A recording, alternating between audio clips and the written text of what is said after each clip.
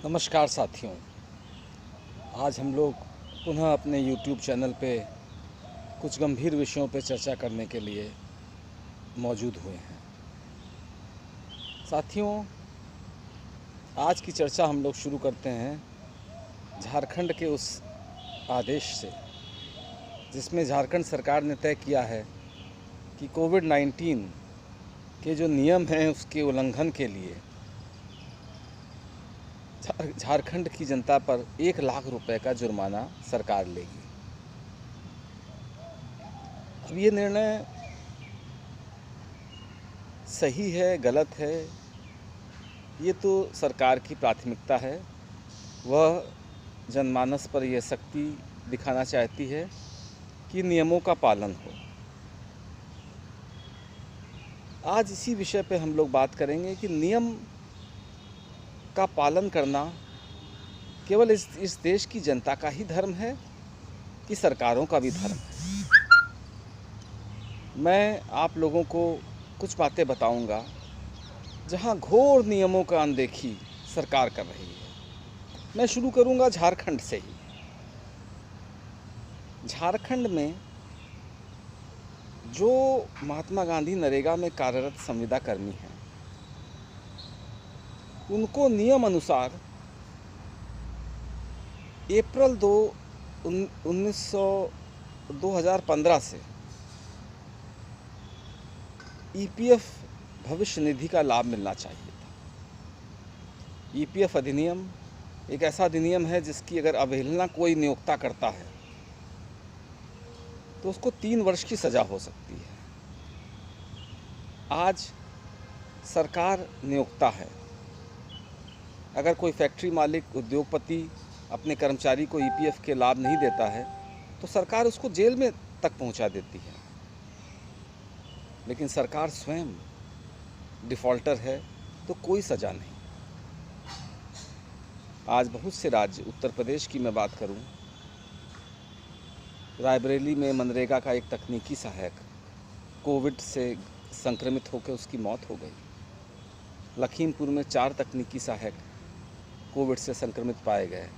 हरदोई में रोज़गार सेवक अस्पताल में भर्ती है संक्रमित होकर।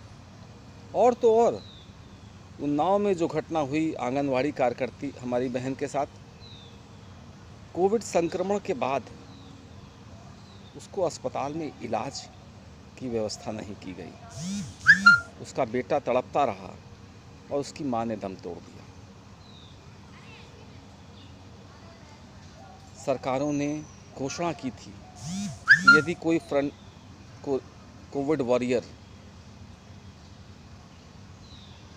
की इस संक्रमण के दौरान संक्रमित होकर मृत्यु होगी तो उसको 50 लाख रुपए का जीवन बीमा का लाभ दिया जाएगा। लेकिन कोई भी स्पष्ट आदेश किसी विभाग में नहीं है। सरकारी अधिकारियों को कहा गया है कि आप 50% अधिकारी घर में बैठ के काम करें। जिन अधिकारियों के एसी ऑफिस हैं, कार्यालय हैं, उनसे कहा गया है संक्रमण है इसलिए आप लोग आधे लोग आएँ दफ्तर।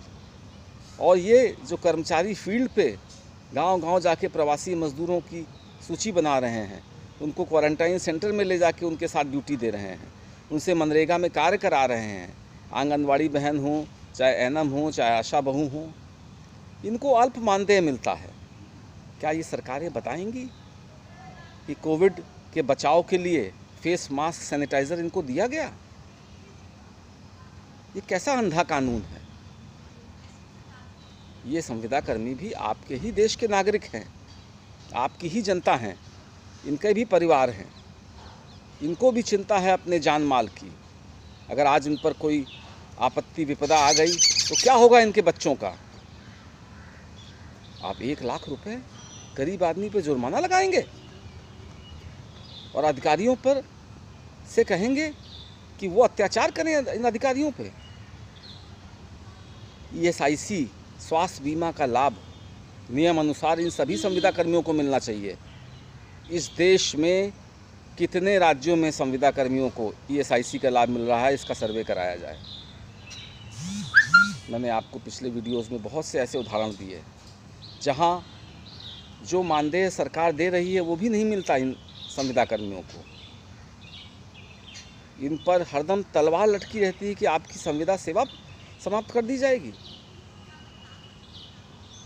कोविड-19 में अगर वास्तविक रूप से जनमानस के साथ कोई खड़ा है तो ये कोविड वॉरियर हैं, जिसमें 90% लोग संविदा पर हैं। और सरकार ने इनके जीवन बीमा के लिए कोई स्पष्ट नीति की घोषणा नहीं की है। अगर 50 लाख बीमा की बात है तो क्यों नहीं शासनादेश निकलता सभी विभागों का कि जो रोजगार सेवक, तकनीकी सहायक, एपीओ, अकाउंटेंट, आंगनवाड़ी जो जनमानस के बीच में कार्य कर रहे हैं इस संक्रमण में, उनको इस जीवन बीमा का लाभ मिलेगा। कम से कम इनको ये तसल्ली तो होगी। आप जो कठोर नियम 1 लाख रुपए, 50,000 रुपये, 500 रुपये मास्क न पहनने पे लगाया जा रहा है, मैं सभी राज्यों के मुख्यमंत्री से कहूँगा कि जन जागरण स्वयं अपने आप में इस संक्रमण के प्रति जागरूकता बहुत से राज्यों ने स्वयं अपने संयम के अनुसार देशों में लॉकडाउन, सेल्फ लॉकडाउन की बात करी है। ठीक है, आप पुलिस के डंडे के दम पे लॉकडाउन करना चाहते हैं, लेकिन ऐसा दंड मत लगाएं जिस आदिवासी झारखंड में जिनके पास खाने को नहीं है, जिनके पास पहनने को नहीं है, अगर वो कोविड-19 के नियमों का पालन न करें तो क्या आप 1 लाख रुपए का दंड लगाएंगे? यह घोर अन्याय है। साथियों, सरकार बहुत सी आती हैं, बदलती हैं, लेकिन वंचित वर्ग, गरीब वर्ग पे अत्याचार, ऐसे नियम बनते हैं जिससे इन गरीबों को और वसूली के शिकंजे में पकड़ा जाए। यह अनुचित है। मैं चाहूँगा इस तरह के हिटलरी आदेश वापस हों और जो नियम कानून जनमानस पर है वही सरकारी अधिकारी और नेताओं पे होना चाहिए। मैंने देखा कुछ दिन पूर्व उत्तर प्रदेश में एक विधायक जी के स्वागत में 40 गाड़ियों का काफिला। क्या ये कोविड-19 के नियमों का उल्लंघन नहीं है? कौन कौन से मुकदमे दर्ज हुए, क्या वसूला गया इन विधायक जी से? दोयम राजनीति, दो तरह के कानून समाज में नहीं लागू होने चाहिए। इसी विषय पे आज हम लोग की चर्चा थी। मुझे विश्वास है आप लोग इस बात पे मेरी बात से सहमत होंगे। अगर सहमत हैं तो आप लोग भी इस बात पे आवाज़ उठाएं। धन्यवाद। जय हिंद, जय भारत।